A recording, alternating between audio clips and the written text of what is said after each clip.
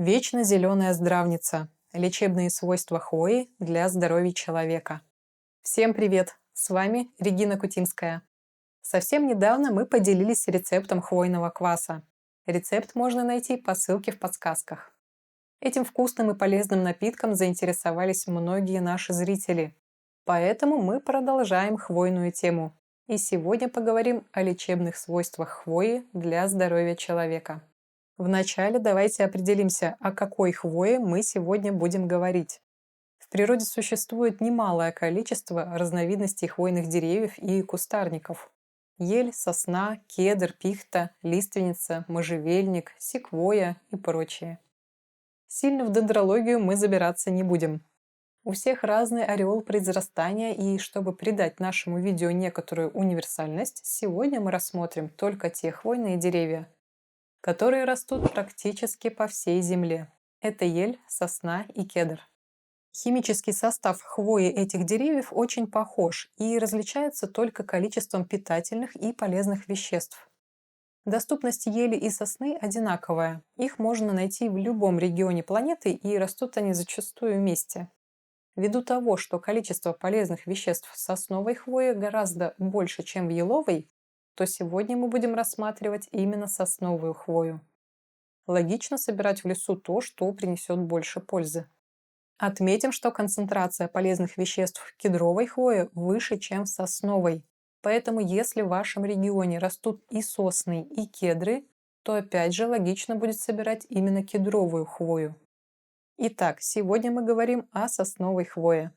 В конце видео мы расскажем вам о неправильных способах употребления хвои, которые могут нанести крайне серьезный вред вашему здоровью. Поэтому досмотрите это видео до конца, дабы четко понимать этот важный момент. Друзья, поддержите нас лайком, видео будет обстоятельным. Полезные свойства сосновой хвои. Мы не будем рассказывать про каждый химический элемент, который содержится в сосновой хвое. Иначе видео получится часов на 10.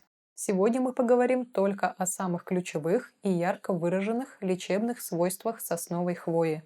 Биологически активные вещества, содержащиеся в хвое, можно условно разбить на 4 категории.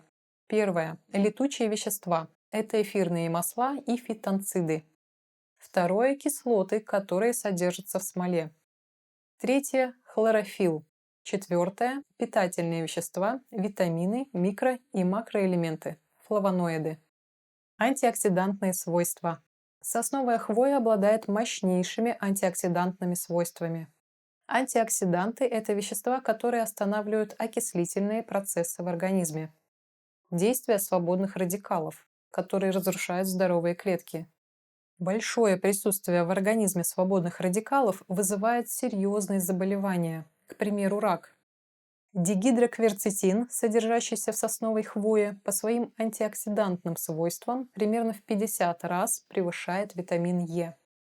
Основная функция витамина Е в нашем организме заключается именно в борьбе со свободными радикалами и поддержании процесса регенерации клеток. На основе дигидрокверцетина делаются различные антиоксидантные и противовоспалительные препараты, обладающие огромной популярностью в лечении различных стадий раковых заболеваний. Фармакологи активно продвигают лекарства на его основе. Но этот препарат часто производится в виде таблеток. И медики нам никогда не скажут, что если эти таблеточки кушать и запивать водой, то польза от такого приема будет минимальна. Причина этого заключается в том, что дигидрокверцетин не растворяется в воде, то есть он транзитом проходит через тело в том виде, в каком человек его скушал.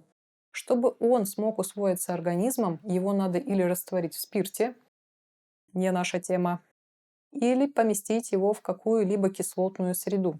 И в этом плане хвойный квас является идеальной средой. Его pH как раз немного сдвинут в сторону кислотной реакции. Кроме этого, бактерии в закваске в процессе настаивания кваса разлагают сложные химические соединения на более простые, что позволяет организму наиболее полно их усвоить. Словом, если вы хотите получить максимальный антиоксидантный лечебный эффект от хвои, хвойный квас вам в помощь. Очищающие и омолаживающие свойства.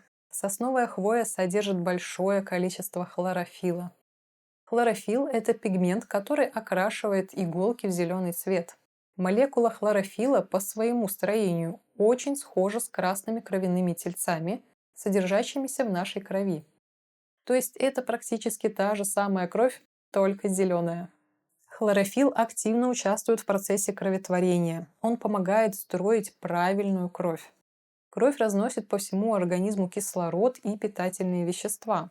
От качества нашей крови напрямую зависит здоровье организма в целом.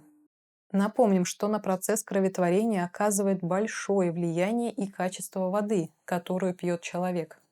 Очень настоятельно советую посмотреть наши лекции о воде, чтобы разобраться в этой важнейшей теме. Смотрите подсказки.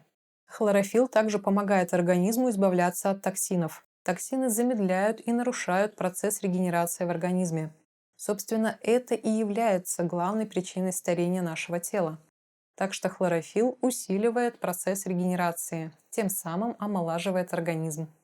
На тему хлорофилла в наше время существует огромное количество научных исследований. Ученые называют его чуть ли не панацеей от множества заболеваний. Вообще, хлорофилл– уникальное вещество. О нем хочется много чего рассказать.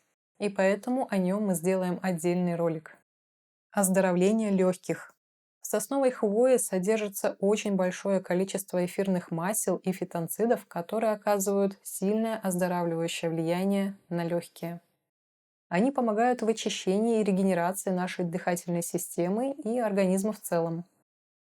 Фитонциды помогают справиться даже с туберкулезом, самой острой формой поражения легочной ткани. Поэтому подавляющее количество санаториев и домов отдыха находятся в сосновых лесах. В домашних же условиях для лечения и профилактики легких делаются различные хвойные ингаляции, которые помогают организму эффективно выводить поражающую их заразу. Очень актуальная тема в наше время.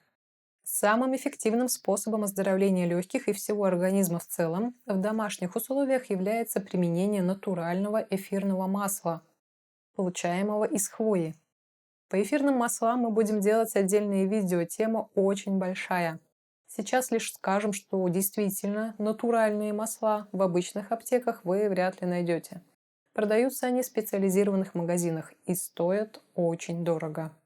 Мы обязательно расскажем вам о практически бесплатных способах получения различных эфирных масел в домашних условиях. Сейчас мы сами начинаем активно погружаться в эту тему и будем снимать для вас видео. Поэтому не забудьте подписаться на наш канал, чтобы ничего не пропустить. Друзья, о полезных свойствах хвои можно рассказывать долго. Их действительно очень много. Сегодня мы затронули лишь самые главные из них. А теперь давайте поговорим о том, как нельзя использовать хвою. В интернете есть немало специалистов, в кавычках, которые советуют заваривать свежую хвою и пить ее в качестве чая. Рекомендуют пить такие чаи долгими курсами для получения оздоровительного эффекта.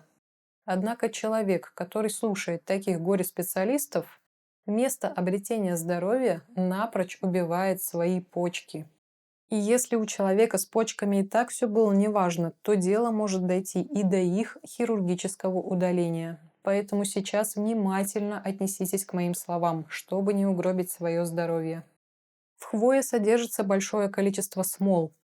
Причем это не та смола, которую вы можете видеть на дереве в вязкой жидкой форме. Такая-то смола как раз очень полезна. Будет отдельный ролик на эту тему. Смолы в иголках находятся в совершенно ином биологическом состоянии. И если их принимать внутрь напрямую, то организму крайне сложно их выводить. Эти смолы практически не растворяются в воде. Точнее, растворяются, но для этого их надо очень долго варить. В обычном же чае, который заваривается минут 5, они не растворяются совсем.